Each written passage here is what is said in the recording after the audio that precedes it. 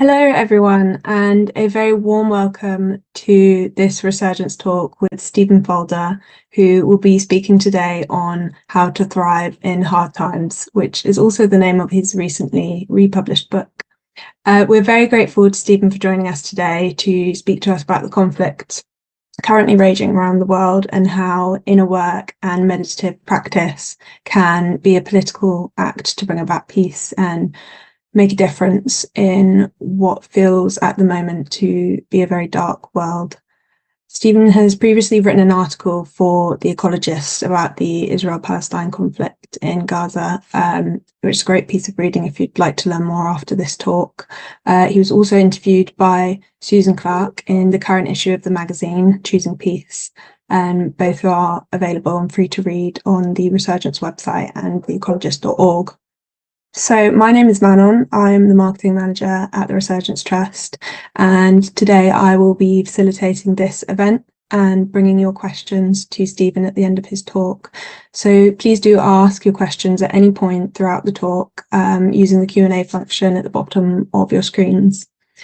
So I'd like to say a big thank you to all of you for joining us from across the world tonight, and to those of you who made a donation. Donations help us to keep these events free and accessible to all. So if you would like to, you can still donate via the link in the chat or via the QR code on the screen now. This talk is being recorded for those who can't join us today, or if you would like to watch this back afterwards, and that will be available to watch via our Vimeo channel. So let us welcome tonight's speaker, Stephen Folder. Stephen has been a Buddhist teacher for 30 years in the thick of the Middle Eastern conflict with all its dilemmas and tragedies. Stephen is the founder and senior teacher of the Israel Insight Society. He has been offering many kinds of meditative, spiritual and Buddhist teachings for 30 years with an emphasis on bringing the practices and insights into daily life, including in the most challenging of circumstances. He's had years of experience in peacemaking in the Middle East, and his most recent book is, as I said at the beginning, How to Thrive in Hard Times, the Buddhist Manual. So, Stephen, without further ado, I will hand over to you. Thank you. Manon, thank you so much. And I'd like to welcome all of you and say my heart is with you on this journey. And also Resurgence, which has been going, I just heard, for 60 years. So it's really well like my history in a way. I'm from the same kind of cohort. I've been really an activist since the 60s in London. And then the British Council sent me to India after my doctorate to teach in Benares Hindu University in the 70s. And then I went again for another year to India in the 90s. So, and then the truth is I came to Israel to help start a new community in the Galilee, in the north, based on the teachings of Mahatma Gandhi. And so I came to Israel in a sense, almost like an accident of karma, and then just found myself here and stayed here. And I got married and have grandchildren and helped to start this, which has become the major Buddhist practice organization in Israel. So I want to talk about peace work because I've been doing peace work, should we say healing between different communities for 30 years. But at the same time, I've had 2 years under rocket fire and artillery in the north where I live, a few kilometers from the Lebanese border. So all of that needs some tools and some understanding, and that's really what I hope to bring this evening in my talk. My talk will be about half an hour, and after that I'll be guiding a short meditation, and then and then we can have the question, anything coming up for you. It is a really, really impossible situation right now. I cry a lot for the children in Gaza. They're like my children. What's happening in Gaza is genocide. It doesn't have any reason or point to it. And it's a real tragedy. But at the same time, all of us are affected by a lot of division, uncertainty, conflict, which on the political level, social level, in families, in dialogue with friends. So I want to start off with a few challenging questions I'm going to throw out to you all. And I'm just going to ask the question, and I would like to invite you all just to contemplate for a moment how you would answer the question, how you feel about the question. So the first question you can ask yourself is, are you swept away by a consensus, sometimes unconsciously? Are you being swept away by a consensus that you don't even maybe know or realize?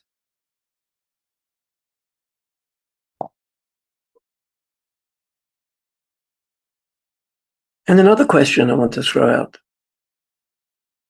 Are you, all of us, free enough to be flexible about our views of the way things are or the way things should be?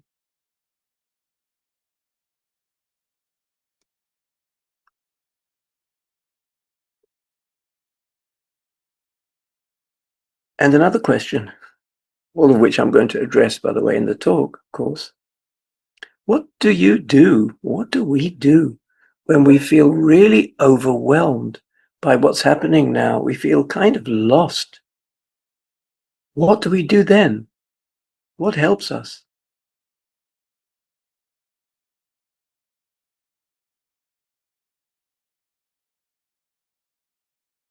And a final question I want to throw out.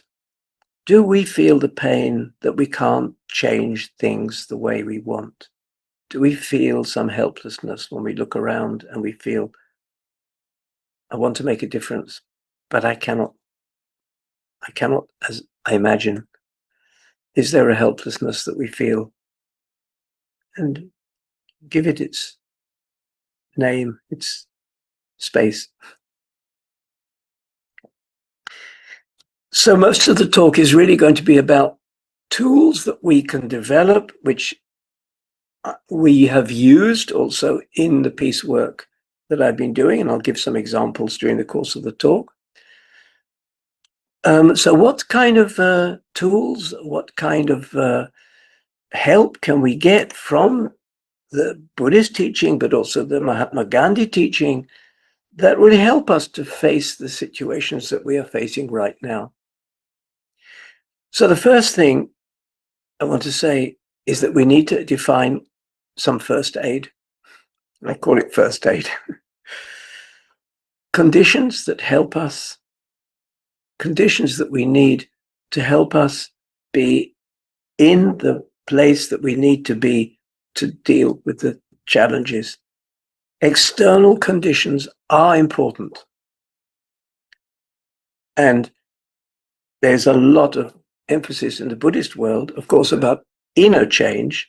That's changing the way we look at reality rather than changing reality, because that's so important. But we can change wisely the reality.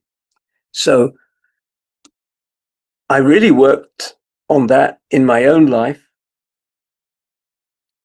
when the rockets for 2 years coming over from Lebanon and the artillery going the other way, bangs and booms every day, many times. So what really helped me was my vegetable garden, the chickens, walking around in nature, harvesting the olives. And many families left the village that I started. By the way, the Gandhian village that I started here in the north now has 1,000 souls in it. It's still there. And I sort of went around feeding the animals and so on. So having a ground and conditions, especially nature, will ground us so that we can face sometimes impossible situations of conflict. And community and kindness, and experiencing the kindness as a kind of restoration of hope and energy. So last Sunday, I was leading a peace walk in Nazareth with many Israeli Jews, quite a few Nazareth Palestinian Christians, and we walked for an hour through Nazareth, quietly, peacefully. And I have to say that quite a few Palestinians that I spoke to said, look, this is not the time for peace walks. They're too theoretical. This is the time to save lives in Gaza. And action is needed, and peace walks, in a way, are not the thing right now. And I wasn't sure if that was correct, although I talk a lot with Palestinians about all of these things.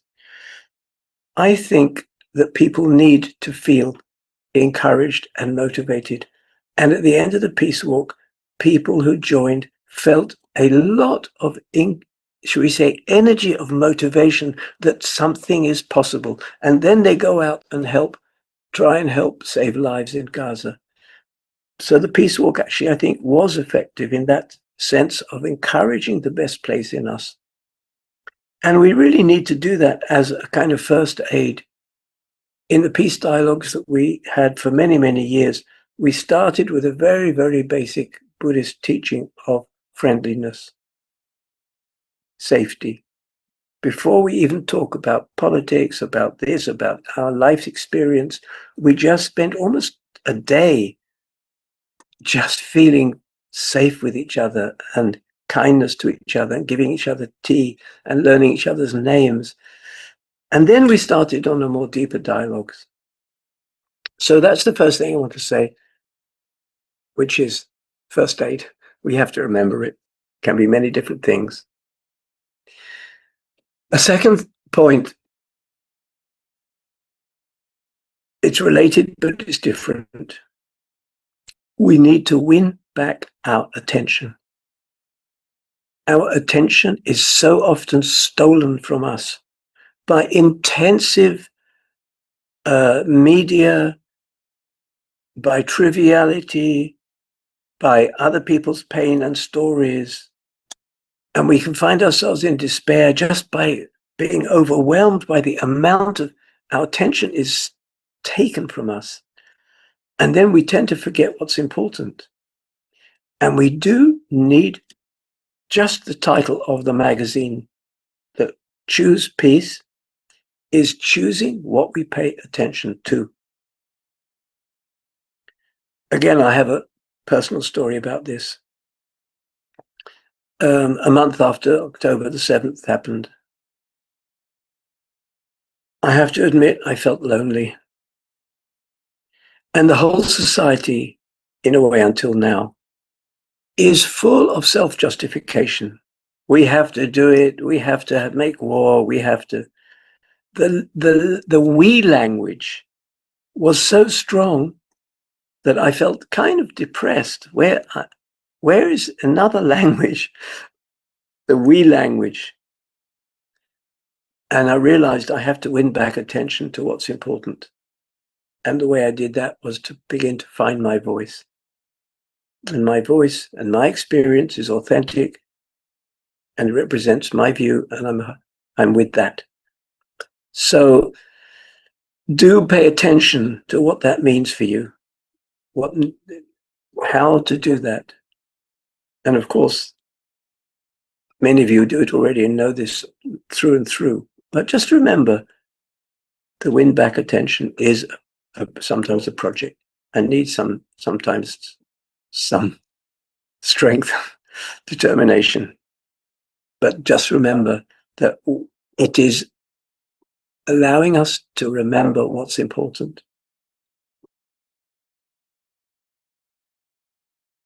So very much inside the Buddhist tradition where I come from, which is my practice, again, everything I'm saying doesn't need to be related to Buddhist practice at all. It happens to be my path, but we all have our path. So I'm talking very generally. Suffering and pain, according to the most basic teaching of the Buddha, is a wake-up call. We have a choice with suffering on difficulty. We either sink or swim, basically. The Buddha said it very clearly. If we suffer, we go to search, we wake up, we try and understand it, we meet it, or we go to misery, victim. It's all terrible, it's all hopeless, denial. So I think we really have to kind of be aware that the suffering is for us personally a wake-up call.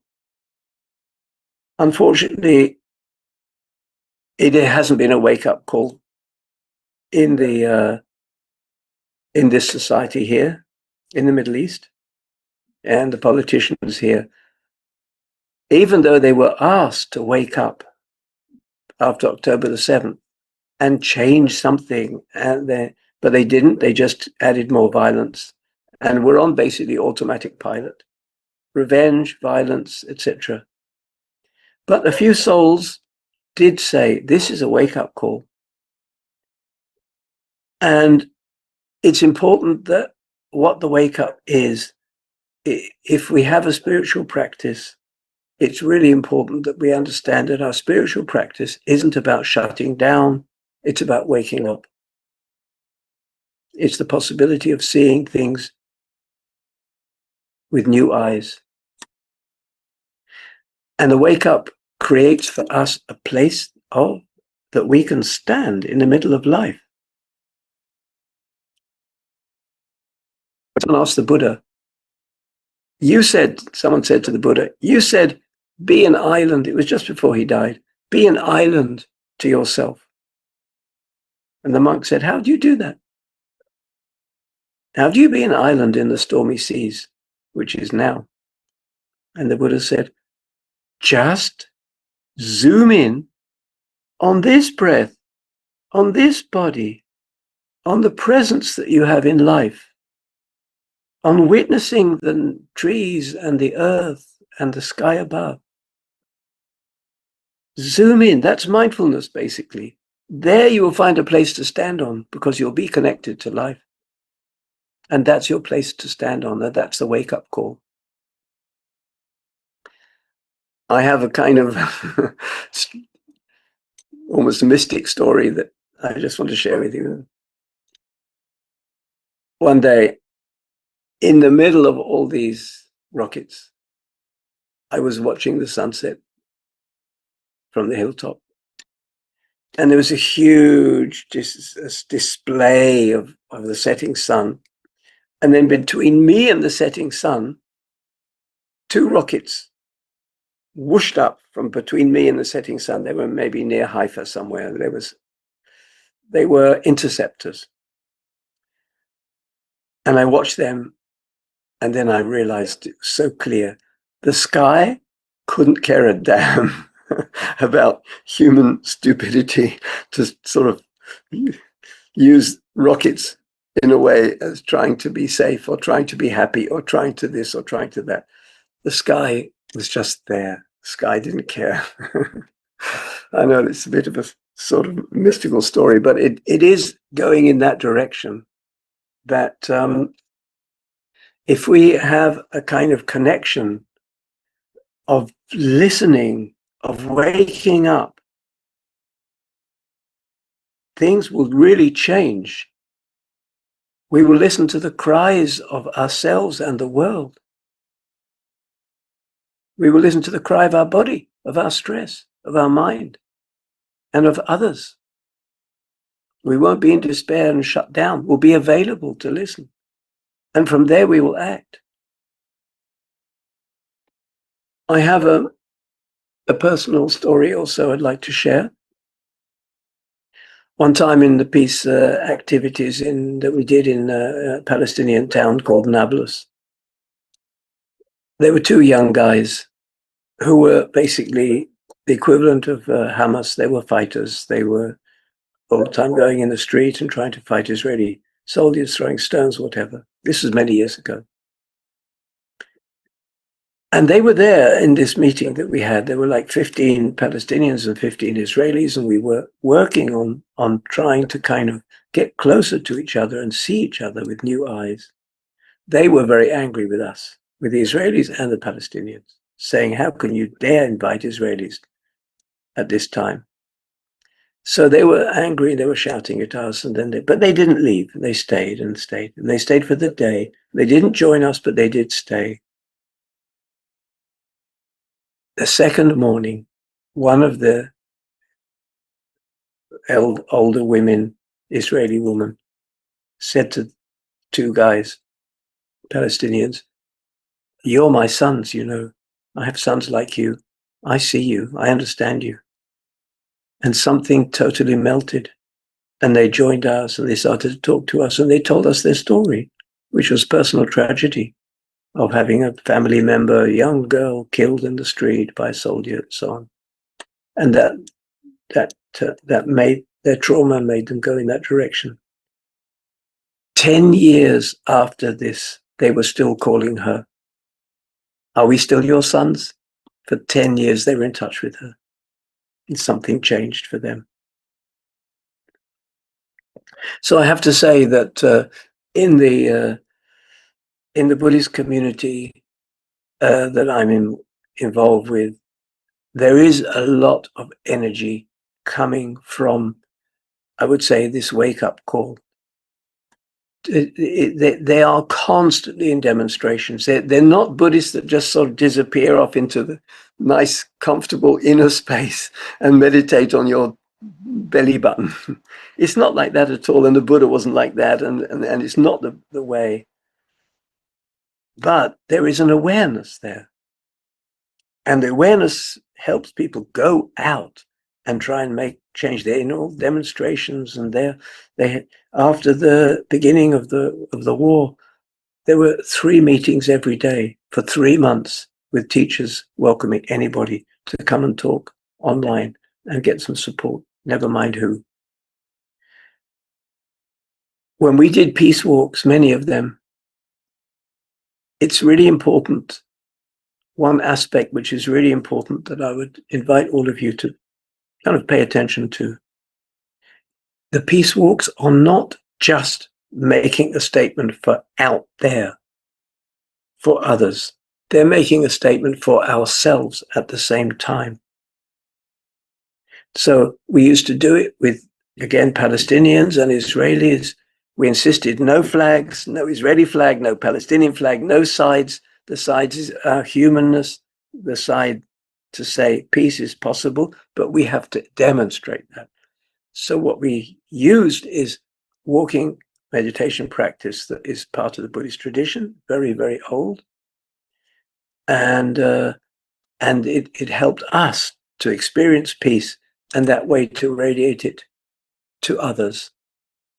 And the slogans we used coming from the teacher Thich Nhat Hanh, for example, peace is possible. Here, we're doing it now. There's no way to peace. Peace is the way. It's one of the slogans used. And there is a old story of the origin of the peace walks about Mahagosananda, a Cambodian monk that would go through Cambodia when the time of the conflict there. And every soldier he met, he would say, "Don't kill a person, kill the hate in your heart." And it's a powerful statement.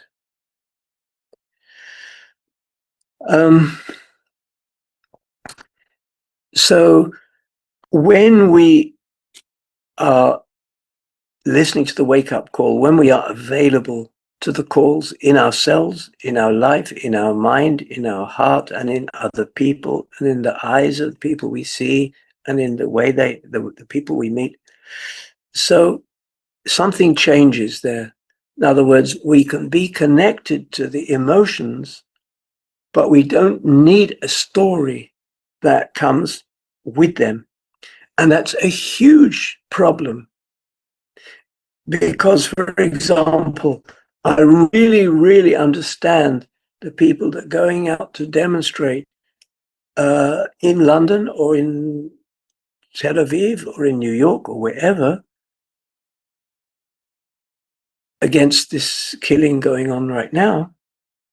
But it doesn't really help to be in the same head that created it, and the head of it's them. It's that side is the problem. There are two sides, we're against them, and we're for them. There aren't sides in this. We have to kind of come out of that, come out of the sense that of being a victim, of blame, come out of blame. And the side of humanness is the only side, because you have to understand that wars are fought from fear, and this one as well, fear which develops into a story and into a view, which is totally delusional. And I talk about this in my ecologist article. The delusion that says, if we kill them, we'll be safe. And it's so delusional. But it's that statement coming out of fear and emotion, which I understand, but trying to stop the fear by saying we have to stop the fear by removing the source of the fear, instead of seeing the fear directly and seeing what seeds do we need to plant that will help us to be secure deeply in the future. And that's a different process altogether.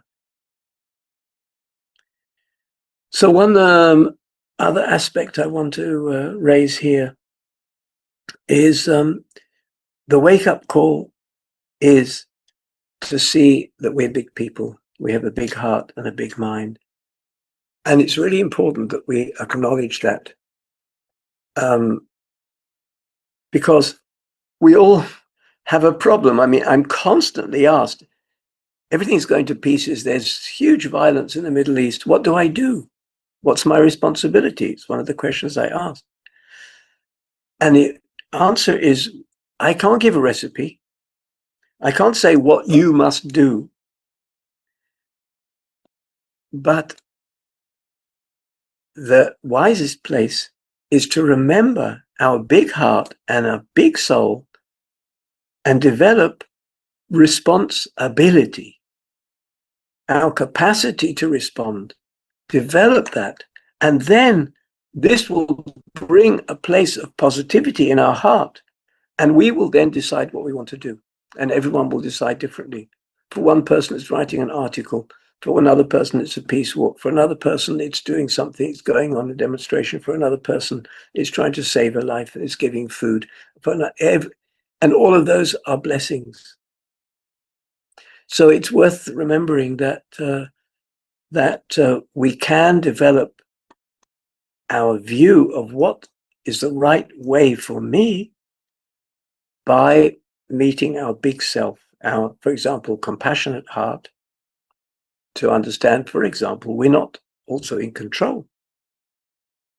We're not in control.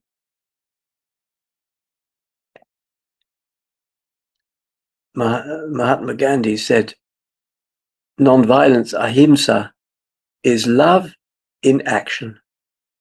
And it's a beautiful statement that non-violence is not just it's not just the absence of violence.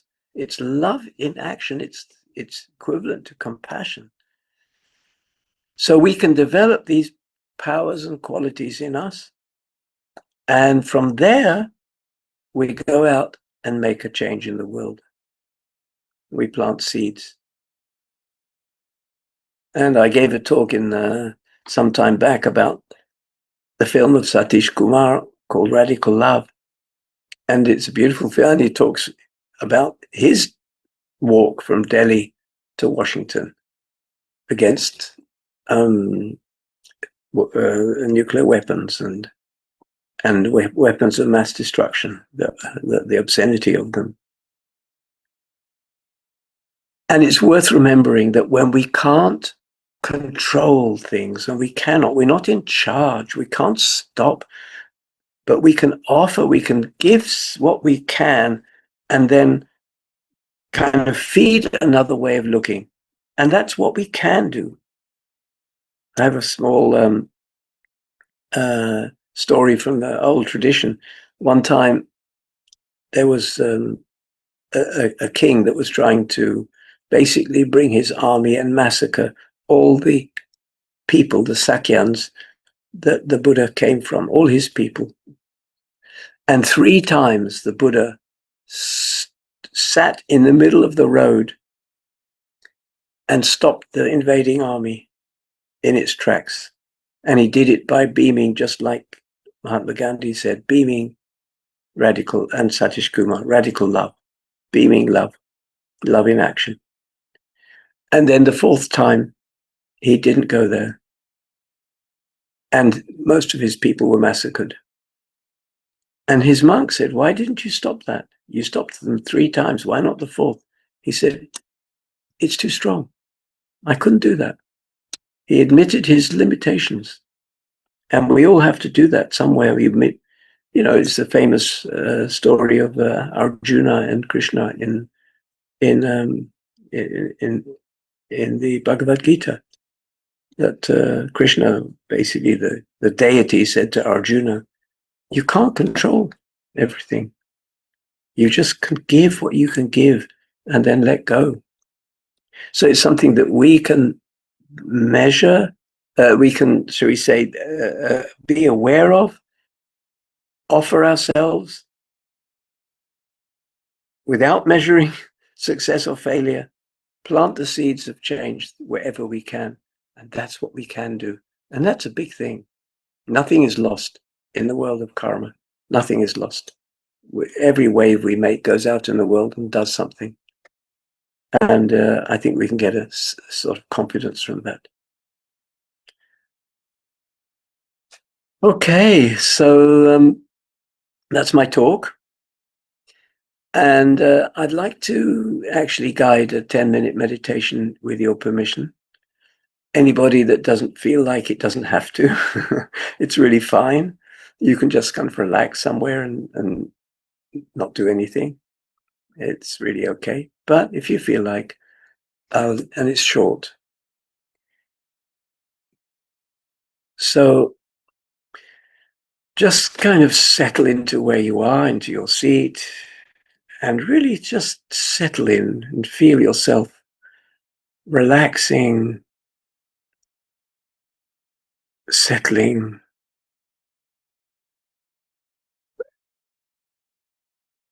The weight of the body is pulling you down. You feel the earth underneath that is pulling us.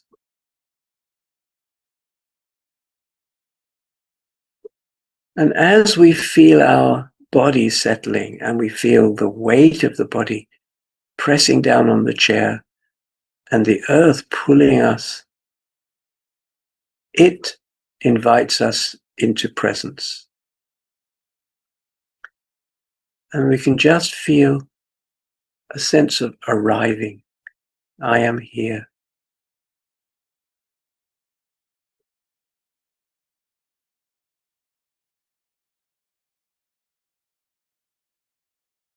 The chair, the earth underneath, the sky above, the space around us, the sounds that we're hearing now,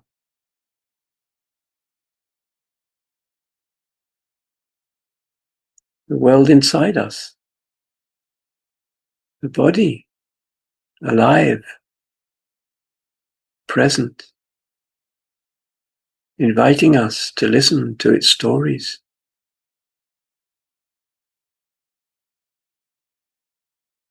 The breath, the hands touching, the tummy rising and falling with the breathing.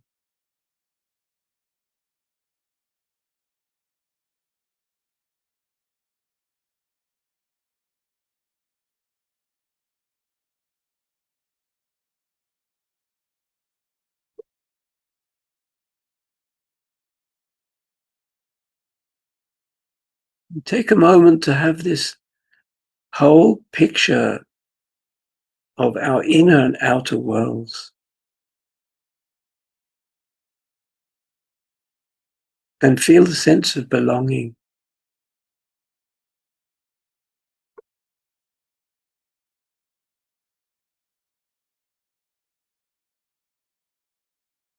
And can we experience a little bit of what the ancient image to be an island in the stormy seas, settling into our life right now, letting it tell us its stories, to singing its song, our body, our breathing, our connection to the world.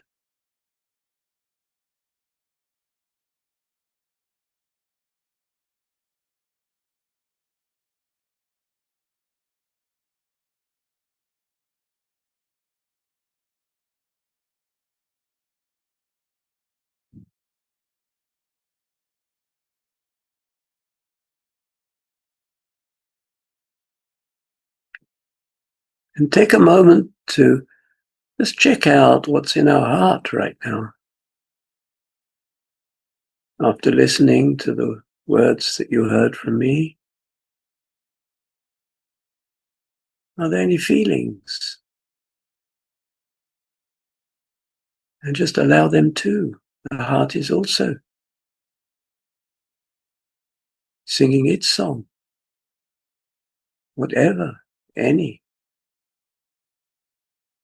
And we are like someone sitting on the bank of a river, listening to the water passing by.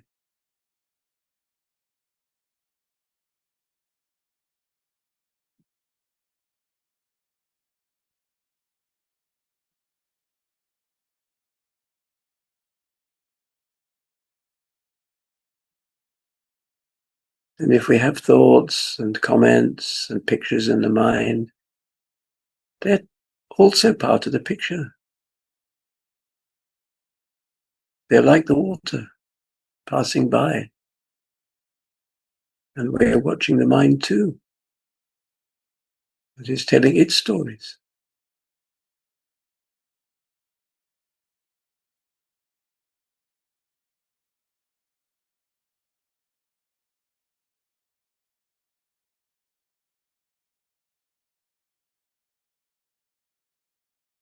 So I'd like to suggest we go back to the tummy right now and just settle for a minute. The rising and falling of the tummy as a kind of center for us. Calming the system. Feeling very alive and quiet as we breathe this precious breath.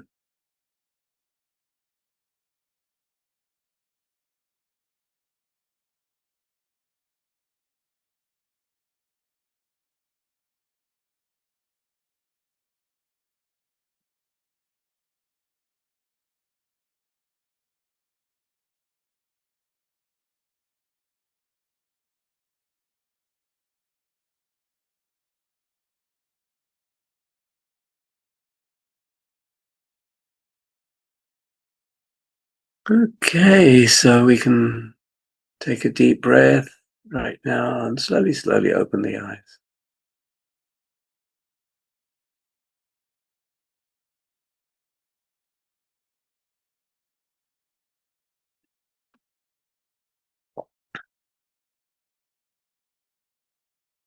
Okay, so I hope that there's some interesting questions, and thank you, Manon, for offering to kind of collect them, and maybe there's many or maybe there's not so many. It doesn't really matter. Whatever people want to, it's fine. And I'm happy to respond if I can. Thank you, Stephen, very much for such a hopeful and practical talk and for your lovely meditation. So yes, as Stephen said, I'd like to open up the conversation to all of those at home. So if you do have a question, please drop it in the chat or the Q&A box at the bottom of your screen, and I'll bring those to Stephen. Whilst you write those, I would like to invite you all to a couple of events going on at Resurgence in the next few weeks. we have our Festival of Wellbeing coming up on Saturday, the 4th of October, which is an all-day online event of thought-provoking talks from some of the world's most inspiring thinkers and activists, including Tony Juniper, Satish Kumar, and Fritjof Capra.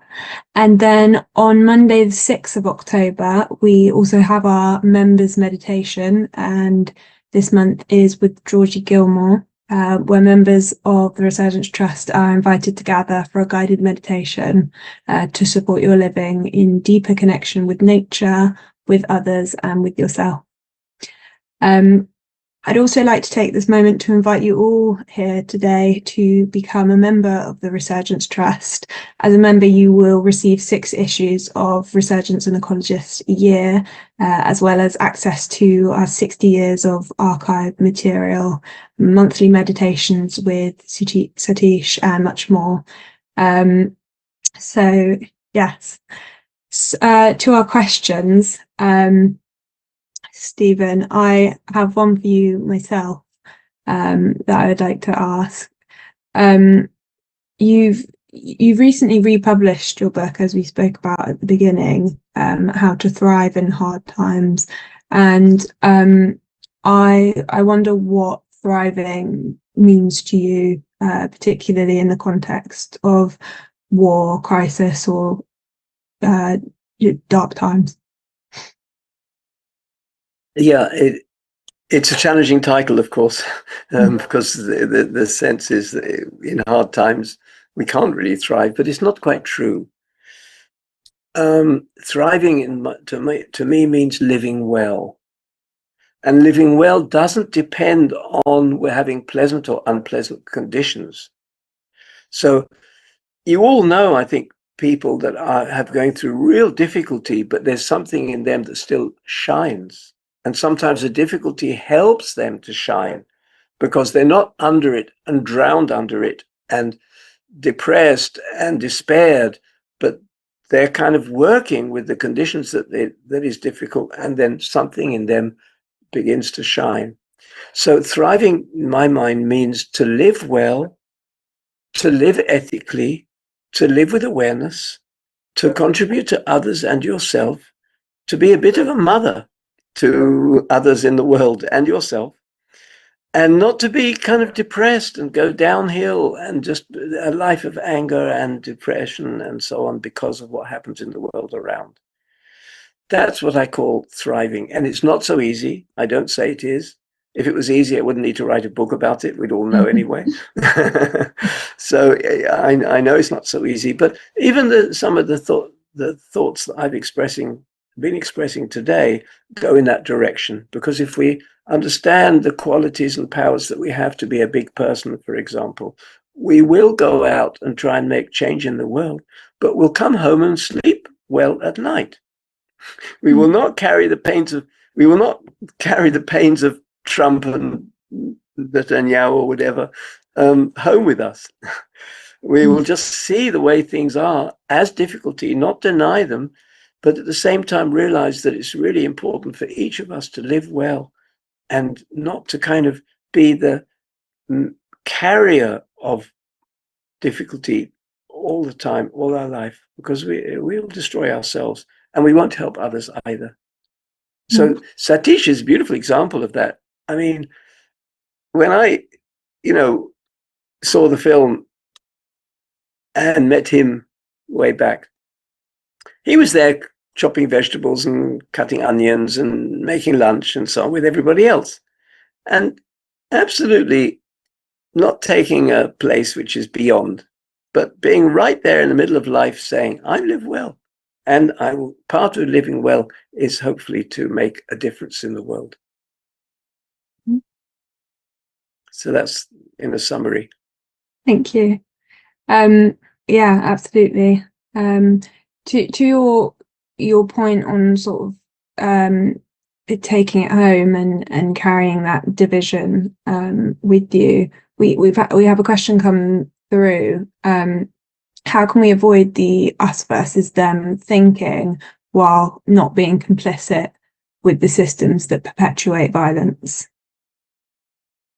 Yeah.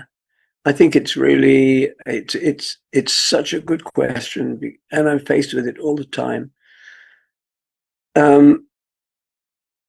I think we need to see the kind of, let me give you an example from the Middle East now. The war now, it's not even a war, it's basically a massacre of Gaza people,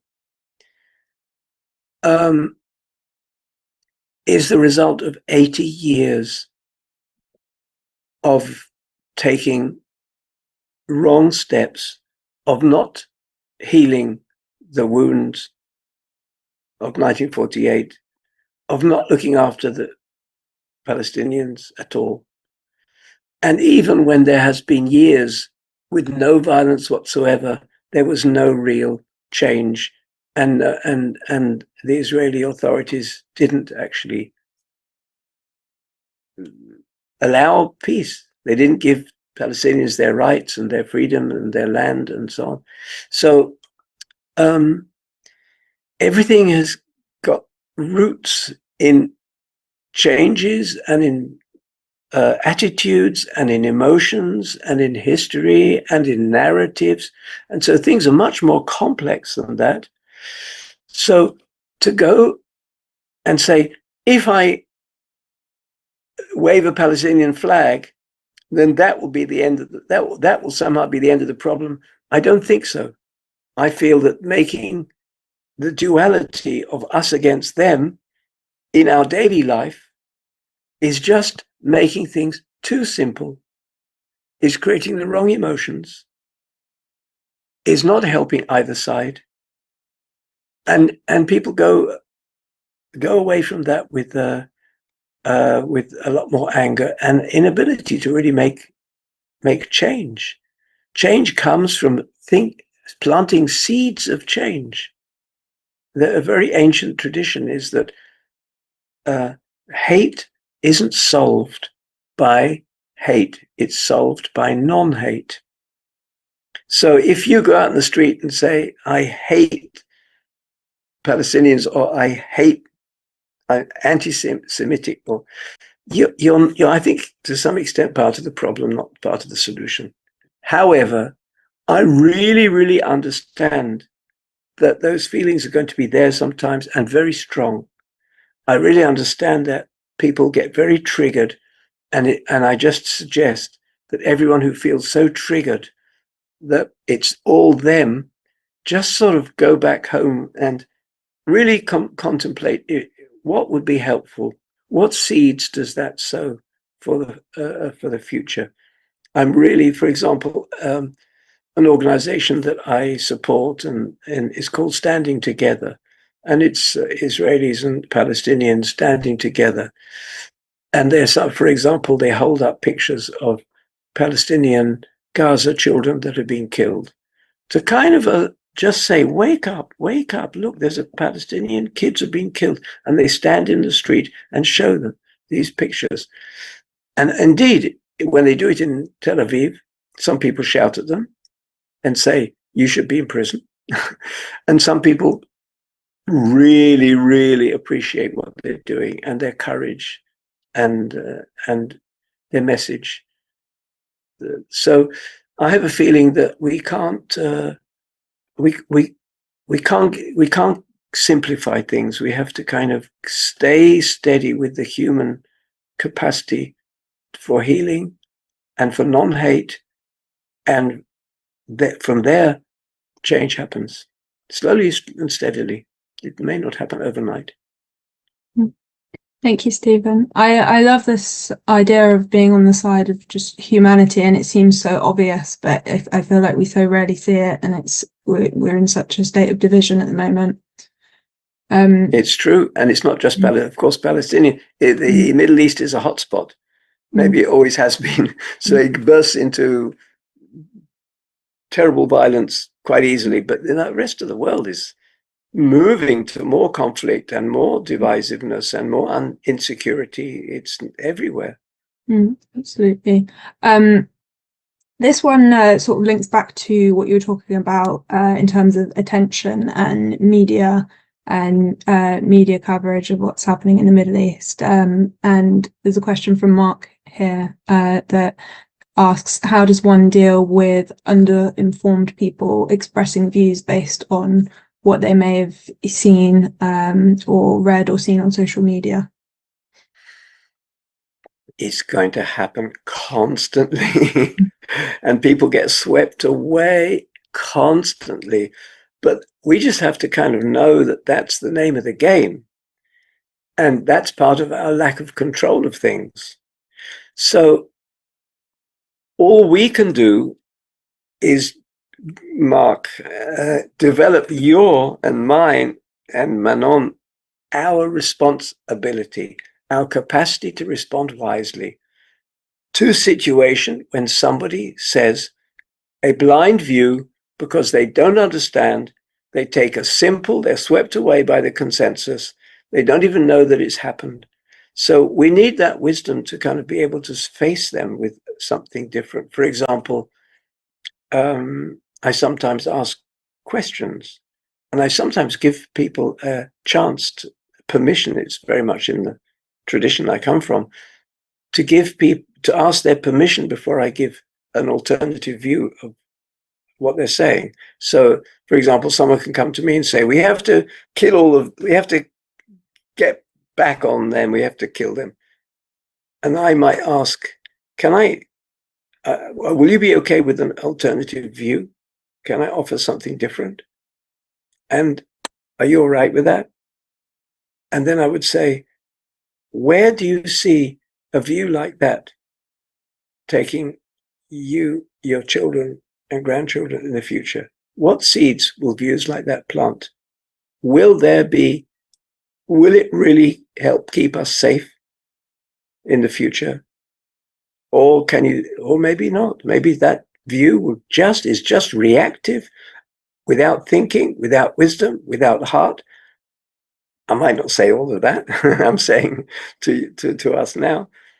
And just create another generation of conflict and trauma and violence. So I would ask questions, for example, but we are very limited in what we can what we can do. As much as we can offer another view, but we have to be a little bit like Mahatma Gandhi. We're talking about Mahatma Gandhi. He surrendered. Violence was taking over India and the partition.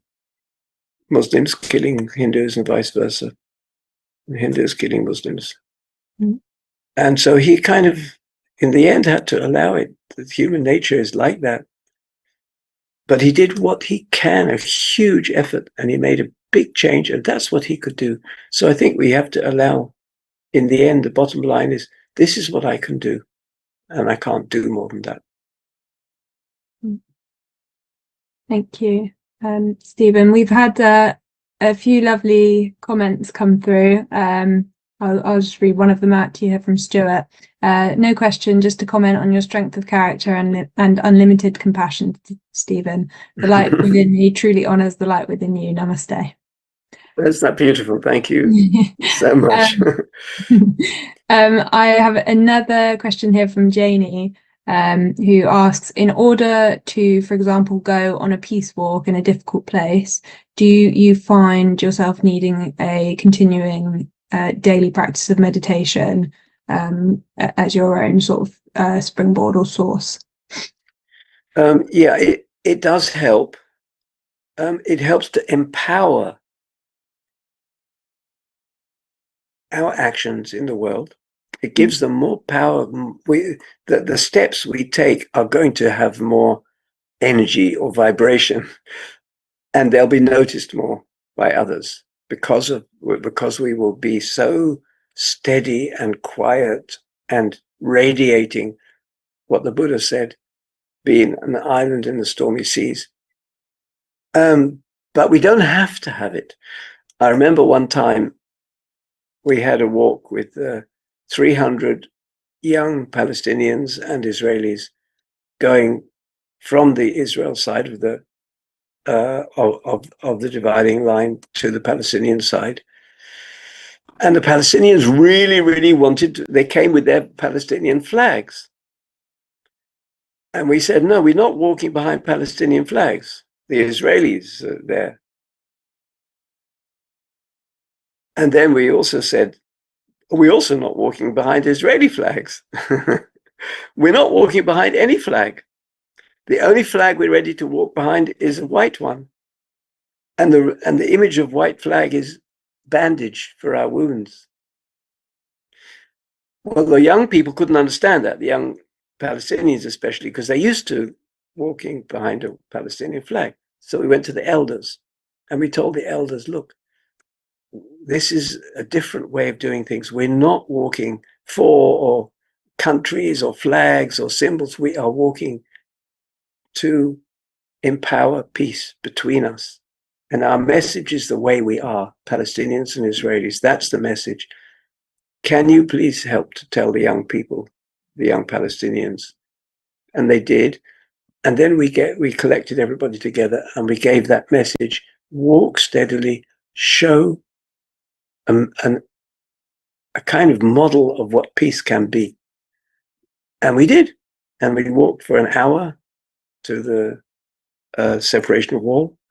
And it was really a powerful peace walk with everybody relatively quiet. All the young people, they never meditated before, they've never done, but something about it really works anyway. So it just can be empowered. We had policemen next to us in the walks, by the way, and they used to say, oh, we really love to join these walks because they're so peaceful. We can just relax and walk next to you as well. We don't feel we got much of a job to do. So yeah, meditation help, but I also feel a lot of what I said is about empowering an inner world, empowering our compassionate heart and our big awareness. And then a peace walk will have more power, but so will the words we say to somebody, or so will what we tell our children or the neighbor's children, or so will what we write in, I don't know what, blog. So it's the meditation, the daily meditation is not essential to peace walks. It empowers it, but it also empowers our whole life to live well and live with wholesomeness, you could say.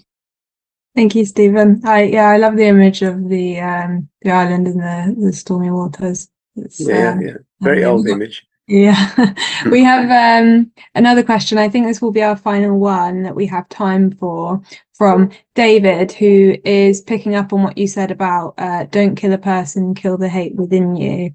And he simply asks how, which might be a difficult question for you to finish off with.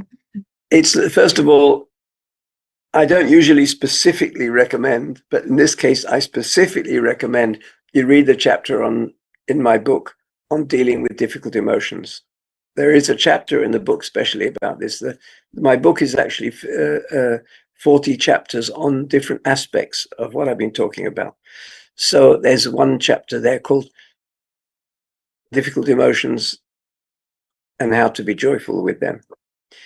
So it's basically about allowing them to express themselves, the emotion, not to see it as a crime that we have anger and hate, but to acknowledge it, to give it space, to see where it takes us, to see what's underneath it. I remember a famous quote by Etty Hillesum, and maybe you don't know, but she was writing about the equally devastating, or maybe more devastating, situation in Amsterdam at the time of the